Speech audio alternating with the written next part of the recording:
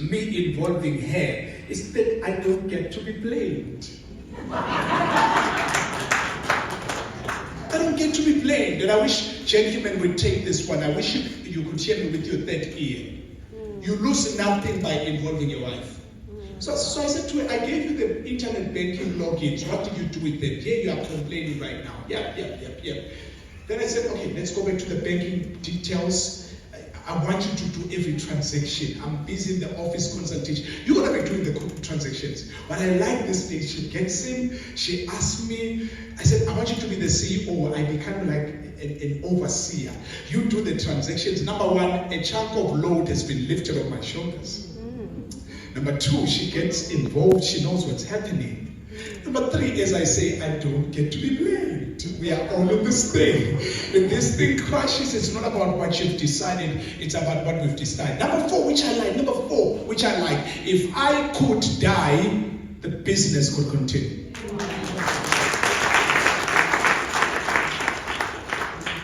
One time she said to me, I worry about you. Yes, you do involve me, you try, but my worry is if you could die, I could never operate your company. It worried me, it traumatized me. We need to do better. You know, white people, they do quite good. They leave a legacy that's continuing. With us black people, if you die with your company. And some of us, I don't know in Botswana if you do have Uktwala, you know, this Uktwala initiations, and you have a snake and what you do. If you die in Africa, you die with your snake. I'm saying if you have a snake, not to say that I believe in snakes. If you have a snake, introduce everyone in the family to the snake. Let them know about the snake so that when you die, you don't die with the snake. Let the snake help everyone. But we keep things to ourselves.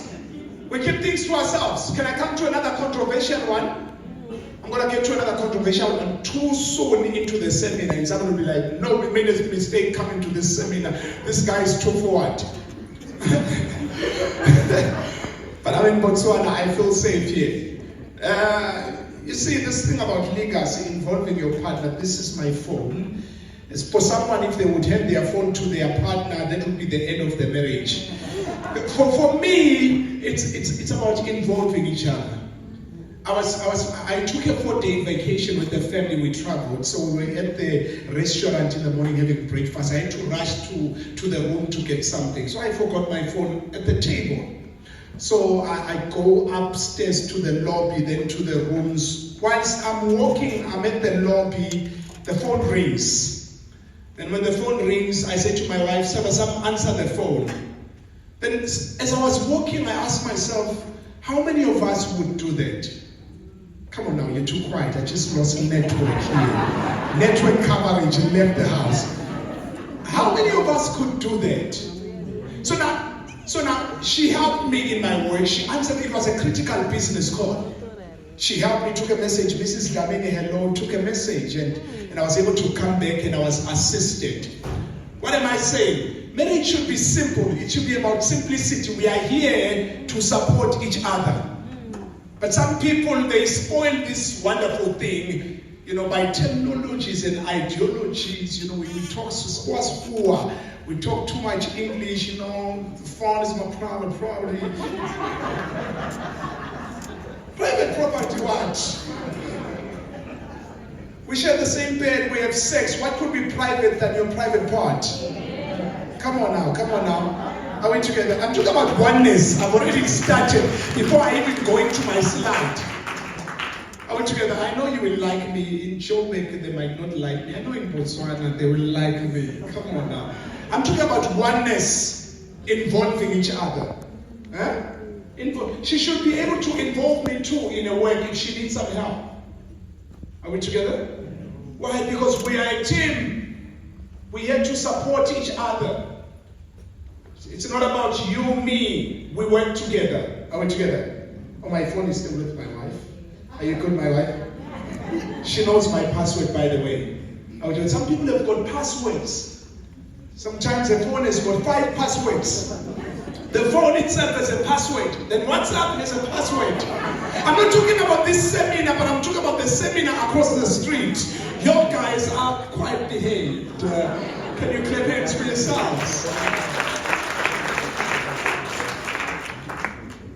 What we need to remember at the end of the day, marriage is formed on these cardinal points, on these foundational elements. Number one, foundational element of unity. There is no true marriage without unity and oneness. Why? Because some of us are married, but we are not truly married. I do hear it during consultations. I work with quite a hectic schedule. When I get in there for sessions from 9 a.m. every day to 5 p.m., it's session after session, couple after couple. I don't only consult in South Africa, but around the globe. So what I get from there many a times, I realize that some people are married but not married. They are married on paper. The government of Botswana knows them as married, but in real life they are not married. Why? Because they've lost the critical elements of marriage. Number one, which is oneness. I want you to understand, if you do not have oneness, you are not married. You're just housemates. We are married if we are one, we work together. It doesn't matter the marriage paradigm you are married in. You could be married in community of property or out of community of property. But at the end of the day, even if you are married out of community of property, there has to be a sense of oneness. Another couple was married out of community of property. Then the wife says, because we are married out of community of property, the wife says, let me buy myself an X5. The wife went and bought herself an X5 because, she's an empowered woman. She's successful. She doesn't need to contact. Their husband cried. Cried. Why? Then the wife says, but that's what you said we are doing in the marriage, honey. You do what you do, I do what I do. At the end of the day, I'm saying, even when it comes to the marriage paradigms that we are doing, are we doing these paradigms because we are doing for business or because we don't trust each other? Some of us, we choose out of community of property, not because it's a business decision. There are two sources in the marriage. Two cooks, they don't trust each other. And each cook is like, I see you, and the other one is like, I see you. I'm just getting this setup of marriage so that anything goes wrong, I'm out of here quick. Let's do these marriage paradigms for the sake of doing them because we've got certain needs, not because we don't trust each other.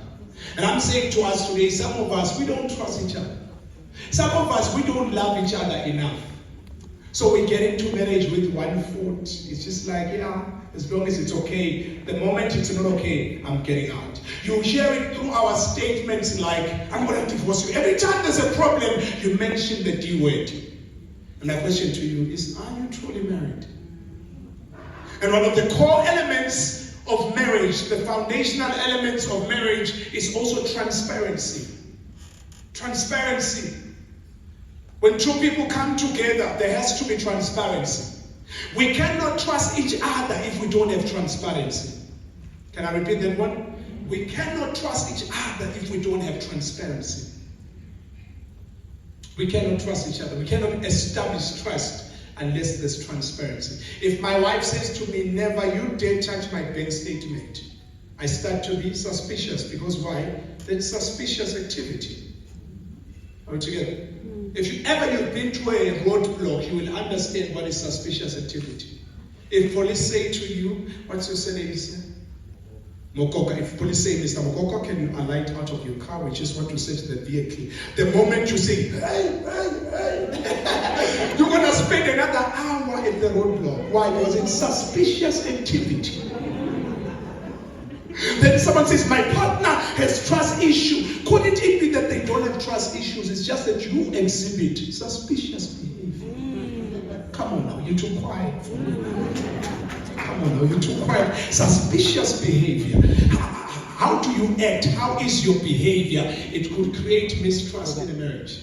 But if we are people of transparency, like how I've done, I was still doing good. My phone, is it still okay, my love? If we are people of transparency, it makes the other person to be able to trust. I know Botswana to be one of the most best governed countries. Can you clap hands for yourselves? You know why Botswana is one of the best democracies? It's because I know that Botswana has got a transparency. There's transparency. Some people say, I came to the wrong country. But come on, guys, give yourselves credit. We are far better than other countries. You don't know what's happening around in Africa, guys. Travel. Are we together? What makes a country to be the best governed country is what? Is transparency. If you disagree today that Botswana is a transparent, then it means that we need to go back. Maybe there's a problem. It means we don't have a good governance. But what speaks about good governance is transparency. Can we check the financials of a company? Any company or organization that will be supported is an organization or company that has transparency. We cannot give you funds, we cannot give you funding if we don't see transparency. If we're going to give your company a business loan, we need to see your transparency. Business doesn't work by, just trust me, guys, just trust me. It doesn't go that way. You need to earn your trust. And we earn trust through what? Transparency. And that's what oneness is about. So I'm talking about oneness. The question becomes, are you here? Some people are married, but they are not here. They are not in the marriage. They are not here. You've got to be here, inside. I want to talk briefly about being here. Let me talk briefly about being here. I hope we'll be able to see here. Let me demonstrate this one.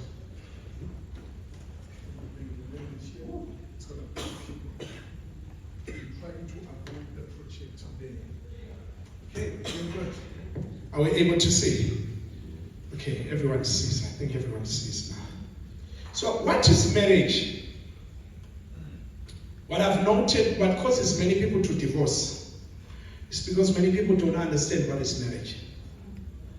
Number one, something in you has to die for you to be married. Number two, you've got to change gears. Things can't happen the same way they happened when you were single. There's got to be a sense that I'm married now. Right now, as I'm standing here, my wife was talking to our kids, and we've got 3 little vocal kids. They are very vocal. I think they were asking me, I think I had a conversation, they were asking, when are you back? She gave a promise tentatively of time, and I know they won't sleep up until we are back. No, we could have lodged in Botswana, enjoyed the experience, but we are always on the road almost every weekend. So we try to compensate. Myself to try to strike a balance because I'm an advocate for families. Mondays I take time off, I touch nothing. Even you can say, can I pay triple for the consultation? I don't. I've grown to the level of being that disciplined. So you need to strike a good balance in life when it comes to your work life and your family life. Investing in your marriage is holding hands. You are driving in a car and you stretch your hands and you're holding hands and the blood flows. Some people you drive from Gaborone to Francistown, they're not holding hands. Your hands are just on the dashboard, you understand? An opportunity to just hold it, invest, deposit something into your marriage. Sometimes to turn around and say to your husband, you know, hubby, I'm proud of you, the way you hustle for us. Invest. That's an investment. Tell a pastor.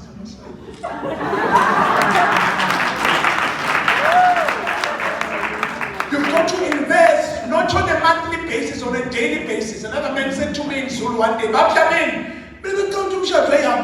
I thought marriage just cruises on its own. Marriage doesn't move on an autopilot. You move marriage. You do something and when you wake up, a compliment. I love you. You're beautiful. Hey, I'll see you later. You call during the day. Hey, I miss you. I'm crazy about you. I'm looking forward to 5 p.m. Ooh, some people don't look forward to 5 p.m. Do we miss each other? Do we tell each other? Are we intentional about our marriages? Many times we're not intentional about our marriages. Even the way we do sex, it's just by accident. Oops! Suddenly we are on top of it. Okay. We can continue. Okay. This feels good. It is tingling. Are we intentional? Do we terminate? I've told my wife as we were dancing here. I said to her, tonight I want you. Tonight I'm preparing. I miss one because we prepare.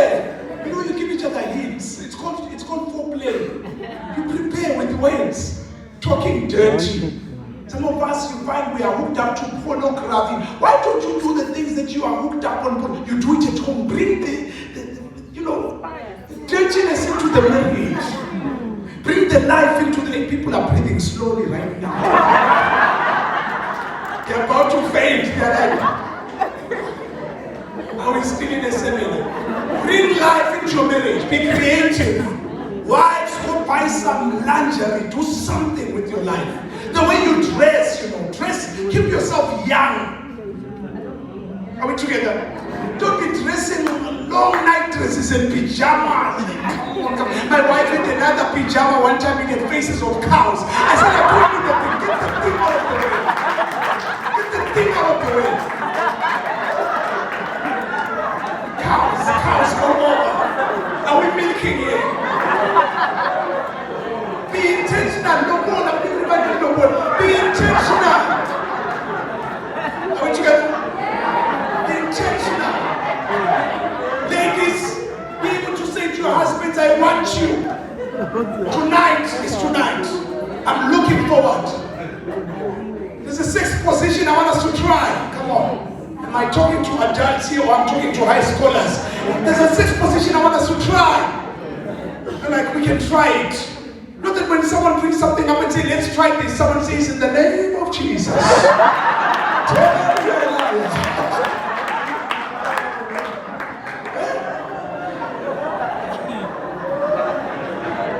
Are we together? They're rebuking each other in the name of Jesus. Hey, Jesus is not here, guys. Come on, we are dealing with this now. Actually, Jesus will be happy that you are having a great time. So have a great time.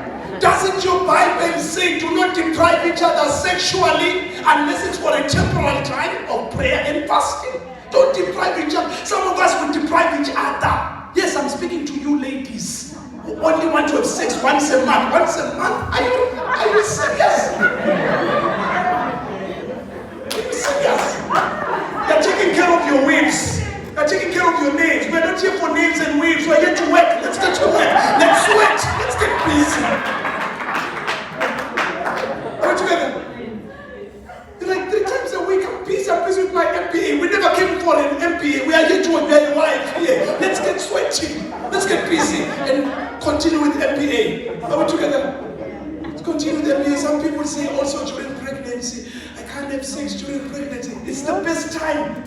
Doctors, gynecologists say be sexually active up until the day of delivery. It helps prepare your muscles for delivery. Are we together? There's nothing wrong. We're going to harm the baby. The baby won't be harmed. It's okay. Are we together? Let's be intentional when it comes to our marriages. Let's be intentional. Who switched off? I think someone is against the subject I'm talking about. And they are sabotaging me. I'll speak about this one next year. Let me jump so that you can come back next year. What's happening? Go. You're waiting for me. I'll come back to this one, must continue to the other side. I'll come back to that one. Yes, let's come here because I'm here now. Go back, Master. Yes, sexual intimacy. Let's be intentional. Go to the... What's a political party in Botswana? BTP. You cannot, you are coming into your bedroom, you are about to sleep, you're wearing a BTP t-shirt.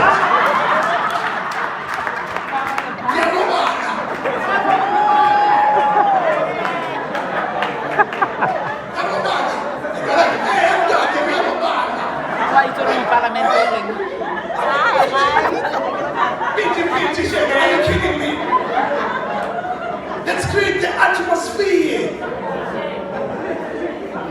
Let's create an atmosphere. Let's be intentional. Are we together? Wives who are married, you don't wear onesies. You know what onesies? This long thing with rabbit ears. We don't want rabbits in the house. Yeah, wife. Let's do this for teenagers and singing people. Someone says party to winter, it's cold. We will warm each other up. We sleep like this when we are sleeping as many people. Am I speaking to adults? You have to be intentional. If you haven't met them to wear a night dress, let me show you which one. You know, the one that ends.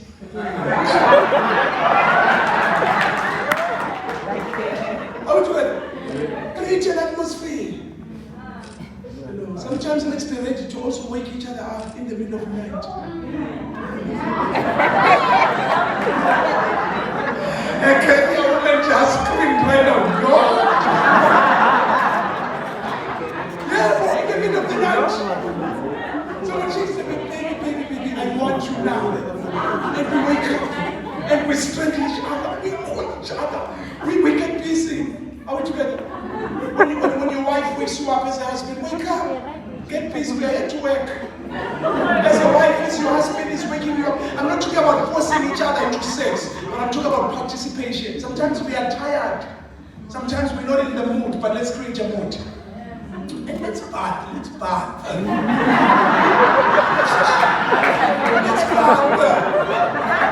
Sometimes the bathing creates the atmosphere. Let's get used to the shower before we get to bed. You don't know the one doesn't create. You don't want someone, yes, they were interested, they are just like as they are drawing close, they're like, let's to be continued to go. Hygiene is very important.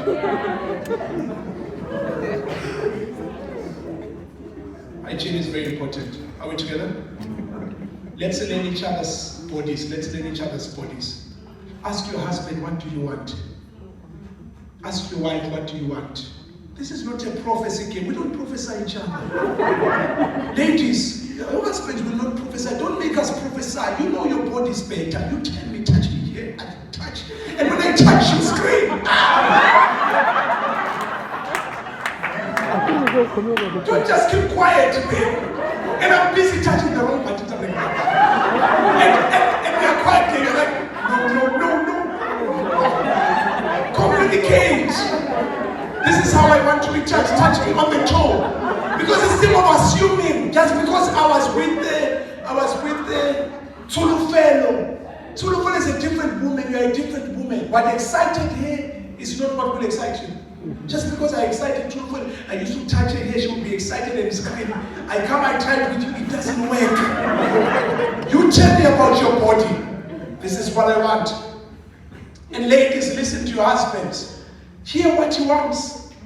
If he says, I want a blowjob, it's not unclean or sin. There's nothing sinful. Anything done by two people in the privacy of their bedroom is holy and sanctified. I lost you right there. You're too quiet for me right now. You are so quiet for me right now. Are we together? Not this thing. You are so wicked. I didn't know you are such a wicked husband. They're just your husband, for crying out loud. You go to the pastor to report him, Pastor, my husband needs prayer. He doesn't need prayer. He's a man. He's perfectly fine. Men are physical beings, women are emotional beings.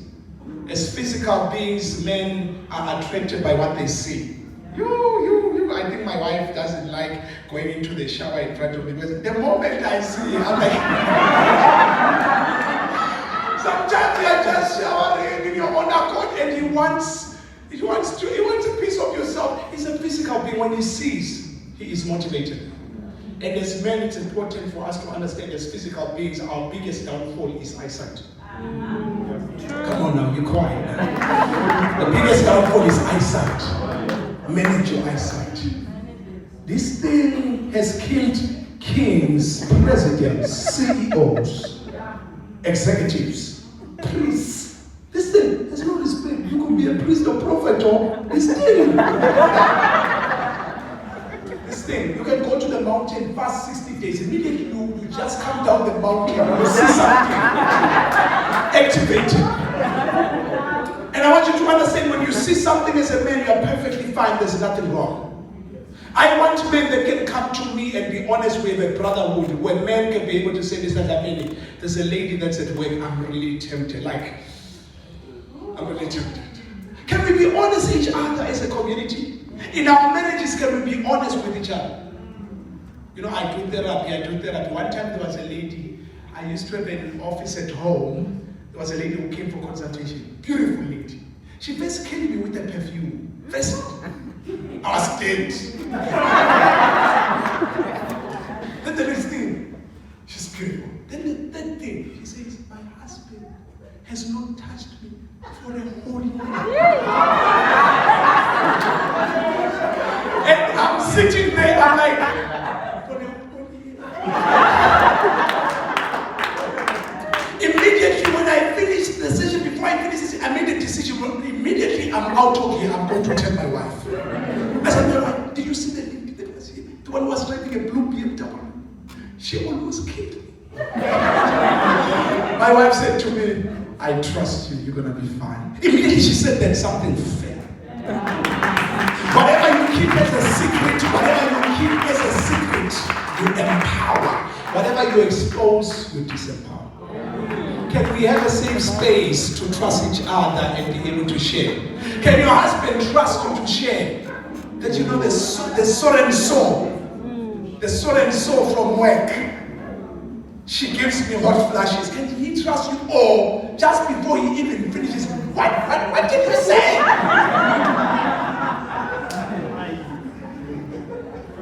Can he trust you? Can he trust you? And women, can you deal with your jealousy issues? Your husband at church, he says, oh, Sister Rosemary seems well. Oh, you want her? You want her? The Lord's children are sitting in a church where now they are looking at you. He didn't say that. He was just appreciating the rendition. Could we be able to talk to each other, communicate? Could we be able to have a safe space? Let's communicate about what we want. My question to you today is, what do you want? Can you communicate your needs? Can we meet each other halfway? Let me move on to the next. Go back to validation. The most painful thing, what time is it? I think I'll give myself 2 minutes or something, or 7 minutes. Okay, the most painful thing is for your partner to talk to you and you invalidate them. Many of us, we start at the wrong step. We start with step number 2 instead of stepping with step number 1. Step number 1 is what? Step number 1 is validating someone. Okay, when someone brings a complaint to you, never make the mistake of explaining. Then step number 2, you'll explain. The first thing you start with, I'm sorry you felt that way. I understand your pain. If I was in your shoes, I would feel that same way. I'm deeply sorry that I hurt you. It was not my intention. Then we can go to step number 2. So where I was coming from, this is where I was coming from.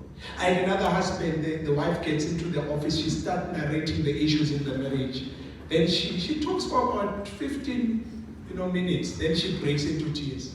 And immediately the husband is saying, I think it's a fundamental title up. This is where I come in now. I think I can start talking. I'm like, no, wrong timing. This is an opportunity to grab the tissue in front of you and be in support. To give someone a hug. We'll deal with your opportunity to talk. Validate. When someone is crying, it's not an opportunity to explain yourself. It's an opportunity to be there. I'm sorry, and provide support. Validate someone. Your partner has told you that your sister has hurt me, and you invalidate them. Your brother has said you invalidate them. You say, no, never. My brother will never do that. The biggest mistake. Validate. If you are married to a sane partner, they will never lie about your family. Unless you are married to someone unstable mentally, or someone in psychology we call someone who has maladaptive behavior. Then we're talking about that. If you married your partner, you know they are sane. I think they have your best interest at heart. Be able to validate them, be able to understand them, and be able to support them. Let's go into communication. Before I close this thing up, let's move on to communication. Communication, many marriages die here. Oftentimes, the mistake is lack of communication. In many marriages, there's lack of communication. What is lack of communication? Whenever there's an issue, we never talk. Actually, we never talk about nothing. We only talk about the weather, the bills, the kids. But we never talk about the serious issues. What are the serious issues? Like asking each other, do you still love me? And the other one will ask, why do you ask I still love you? No, I'm just asking, okay. Explain to me why you still love me, and we break it down. What are your fears? Those are the serious conversations. In 2024, what's your plan for 2024? We are in almost the end of the year right now. Can we talk about, have you achieved your dreams? Are we still together? What are your desires? Sex. How is our sex life going? Many people shy away from such discussions. Questions like what? Are you still happy in this marriage? Many people don't ask each other such questions. They do the hit and run syndrome. We just keep going. We never deal with the issues. Why? Because people fear dealing with issues. It takes bravery to deal with issues. When my wife comes to me and says, "Can we talk?" I feel like running away, literally. But it takes bravery not to be defensive, to give an ear to listen. I think even when it comes to when I say, "Can we talk?" she feels like running away. It's uncomfortable, but we need to be ready to discuss issues. Many couples miss it here. When it's time to deal with issues, they would rather shove stuff under the carpet. We keep moving. We are unhappy, but we'll keep moving. Someone is bleeding, but we'll keep moving. We are almost close to a divorce, but we'll keep moving. An honest someone, a loving someone never keeps on moving when their partner is bleeding. They attend to the problem. When someone is bleeding, you set your ego aside and you deal with the problem. What is communication? Communication is not talking. Just opening your mouth is not communication. There has to be an encoding and decoding. We need to get to a level, the final stage of communication, which is a resolve. If you never resolve issues in your marriage, you don't communicate. And number two, you are not happy. Number three, you are not in a healthy marriage, you are in a toxic marriage. Come on now, you're too quiet now, you're not communicating. If you never resolve issues, you're not communicating. And we can never say that we are happy in the marriage. We need to be able to resolve issues. How do we know we've resolved issues? How do we know we've resolved issues? Can someone give me an example? How do we know we've resolved issues?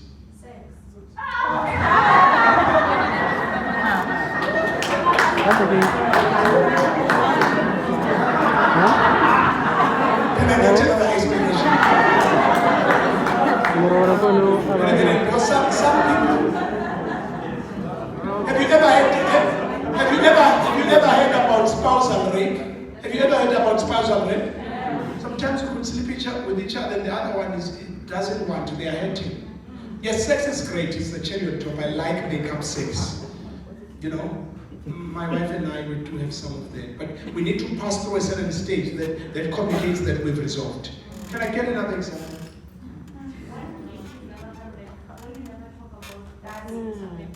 Before we go there, that's the product. How do we know we have resolved an issue? So, I like that one. Can you clap in this position? In agreement, how do we agree? Afterwards, we ask each other, are you happy? And your brother says, I'm happy, and we can resolve the issue. If you haven't done that, we have not started communicating.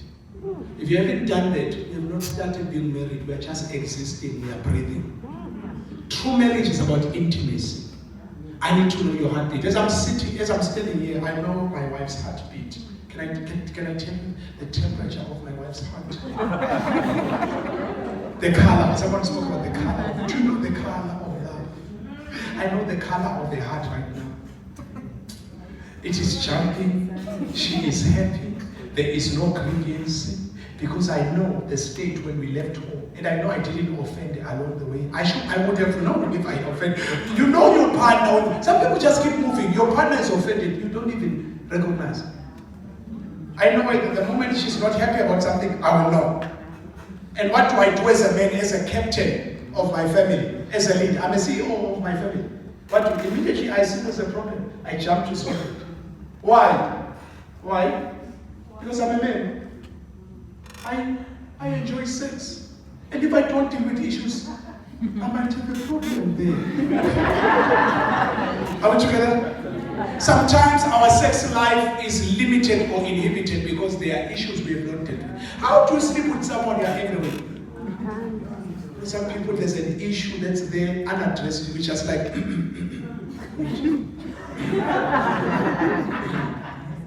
can we? Come on. Deal with the issue first. Then you will have explosive sex. There will be the somersaults and the splits. We are happy. Don't do avoiding issues. I want to go to Q&A right now, but I'll close with this one. Let me close with this one. Before we could please prepare your questions. Prepare your questions. We will take time to answer the questions together with Mrs. Dlamini. How to have a healthy marriage as I close. Men need respect, women need love. If you're going to have a successful marriage, your husband has got to be respected. Your wife has got to be loved.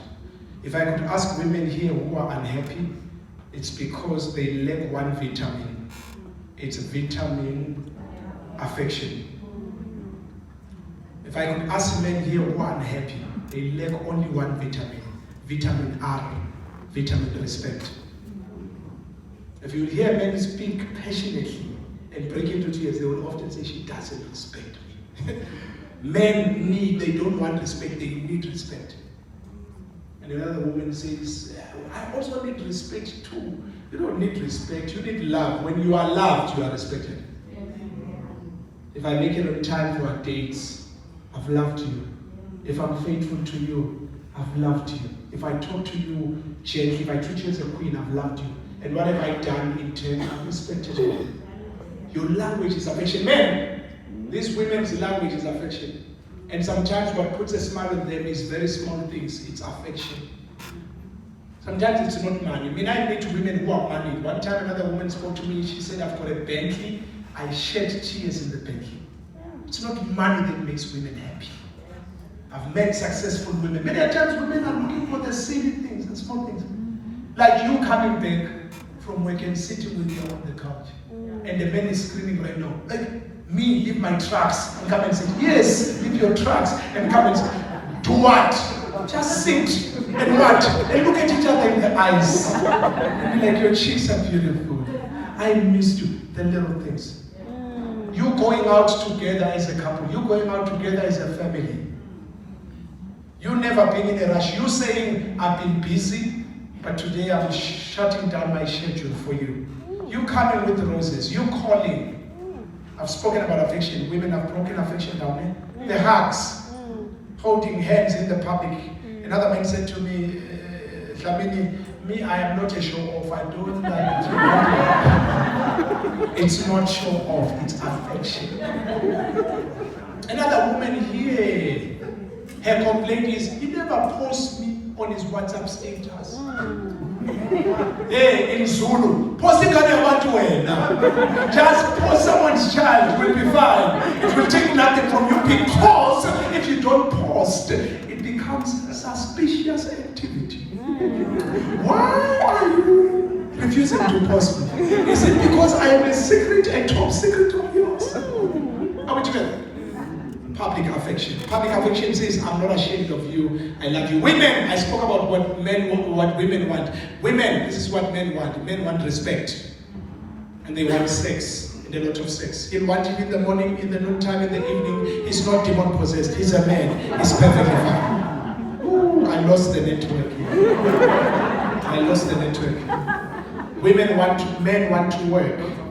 They love working. Let's support your husband in his work. Another man said to me, I've got my site, my construction site. My wife has never sent her food to the construction site even once.